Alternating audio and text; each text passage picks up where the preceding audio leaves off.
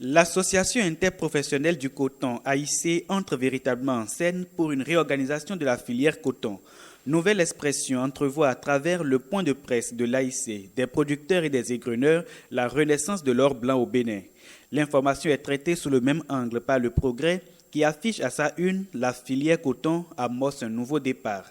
Fraternité va un peu plus loin et explique que l'AIC annonce des prouesses pour la campagne cotonnière. Le quotidien de Ménontin détaille dans ses colonnes que les prévisions sont encourageantes au vu du niveau des emblavures au 10 août passé et des déclarations de semis.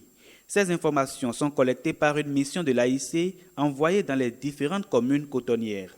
Loin des champs de coton, la Nation et l'événement précis relatent les actes de vandalisme à l'UAC.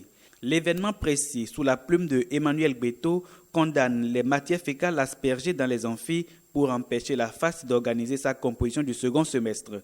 Le quotidien accuse sans procès les étudiants et évoque un cas d'inconscience.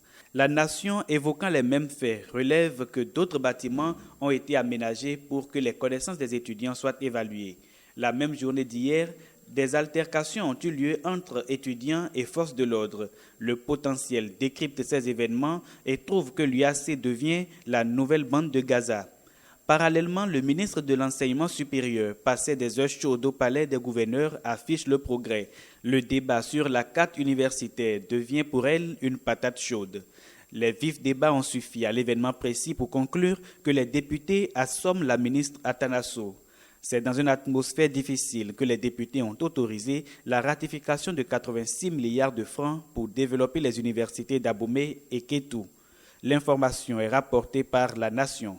Fraternité et l'événement précis s'intéressent aux audits de la filière véhicules d'occasion. Fraternité titre Ségub Gate, un crime économique qui défie talent. Consultés sur la question par l'événement précis, les acteurs portuaires invitent Koupaki à accepter le débat contradictoire.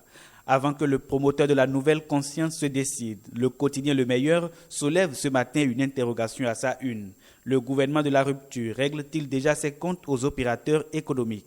Le journal de Herman Obinti fait référence au retrait d'agrément à la société STTB qui a remplacé le PVI au port de Cotonou. L'information du retrait de l'agrément est confirmée par Nouvelle Expression qui titre « Réhomé jette le masque ».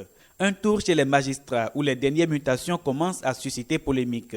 Le Clairon, qui en a fait son gros titre, affiche la photo de Michel Adjaka, président de l'UNAMAB. Dans un communiqué, ce dernier dénonce des nominations illégales, opaques et peu rationnelles. Alors que les magistrats grognent, les malfrats dictent leur loi. L'insécurité continue de faire grand bruit. Encore plusieurs millions emportés dans un sanglant braquage à Kadjeoun, nous apprend Fraternité. Pendant qu'on espère l'arrestation des braqueurs, c'est plutôt 2 gendarmes qui sont mis aux arrêts de rigueur, renchérit le quotidien de Sulpice Oscar Baguidi. Le télégramme, contrairement à Fraternité, annonce que les braqueurs n'ont pas emporté d'argent.